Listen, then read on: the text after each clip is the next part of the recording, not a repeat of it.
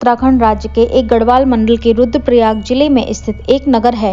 यह जिले के मुख्यालय रुद्रप्रयाग से 86 किलोमीटर दूर है। यह केदारनाथ धाम के कारण प्रसिद्ध है, जो कि हिंदू धर्म के अनुयायियों के लिए पवित्र स्थान है।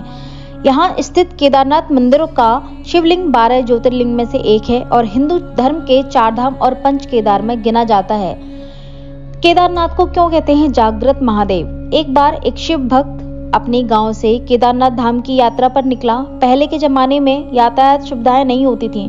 वह पैदल ही निकल पड़ा। रास्ते में उसे जो भी मिलता उसे केदारनाथ का मार्ग पूछ लेता और मन ही मन शिव का ध्यान करता रहता। चलते चलते उसको महीनों बीत गए। आखिरकार वह दिन केदारनाथ धाम पहुंच ही गया। केदारनाथ में मंदिर के द्वार 6 महीने खुलते हैं और 6 महीने बंद रहते हैं।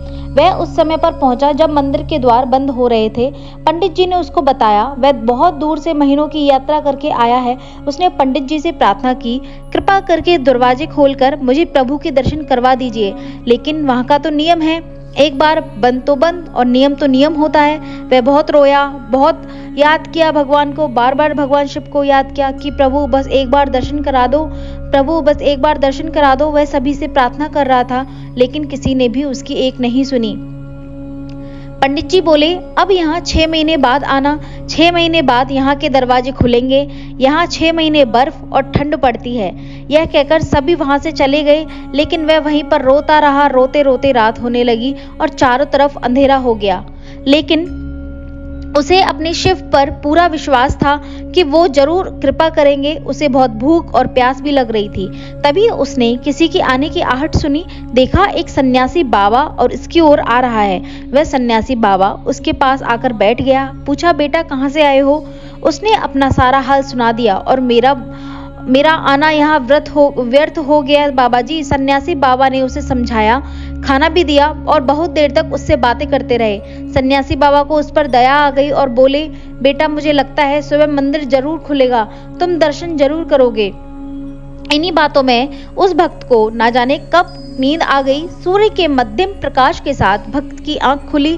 उसने इधर उधर बाबा को देखा, किंतु वह कहीं नहीं था। इससे पहले कि वह सब कुछ समझ पाता, उसने देखा पंडित जी अपनी पूरी मंडली के साथ आ रहे हैं। उसने भक्त को प्रणाम किया और बोला, कल तो आपने कहा था कि अब मंदिर 6 महीने बाद खुलेगा और इस बीच कोई यहाँ पर नहीं आएगा, लेकिन आप तो सुबह ही आ गए। पंडित जी ने उसे गौर से देखा, पहचानने की कोशिश की और पूछा, तुम वही हो ना जो मंदिर का द्वार बंद होने पर आए थे और मुझे मिले थे? 6 महीने होते ही वापस आ गए। भक्त ने आश्चर्य से कहा, नहीं मैं कहीं नहीं गया। कल ही तो आप मिले थे रात में, मैं यहीं सो गया था, मैं कहीं नहीं गया। पंडित जी के आश्चर्य का ठिकाना नहीं था। उन्होंने कहा, लेकिन मैं तो 6 महीने पहले बंद करके गया था और आज 6 महीने बाद आया हूँ। तुम 6 महीने तक यहाँ पर जिंदा कैसे रह सकते हो? पंडित जी और सारी मंडली हैरान थी। इतनी सर्दी में एक अकेला व्यक्ति 6 महीने तक कैसे जिंदा रह सकता है? तब उस भक्त ने उस सन्यासी बाबा के मिलने और उसके साथ की गई सारी बातें बता दी कि एक सन्यासी मंदिर के पट बंद होने के बाद यहाँ आया था। लंबा, बड़ी बड़ी जटाएं, एक हाथ में त्रिशूल और हाथ में डमरू लिए एक मृगशाला पहने हुए था। पंडित जी और सब लोग उसके चरणों में गिर गए। बोले, हमने तो जिंदगी लगा दी किंतु प्रभु के दर्शन ना पा सके। सच्चे भक्त तो तुम ही हो जो तुमने साक्षात भगवान शिव के दर्शन किए। उन्होंने ही अपनी योग माया से तुम्हारे 6 महीने को एक रात में परिवर्तित कर दिया है, कालखंड को छोटा कर दिया है। यह सब तुम्हारे पवित्र मन और तुम्हारी श्रद्धा का विश्वास के कारण ही हुआ है।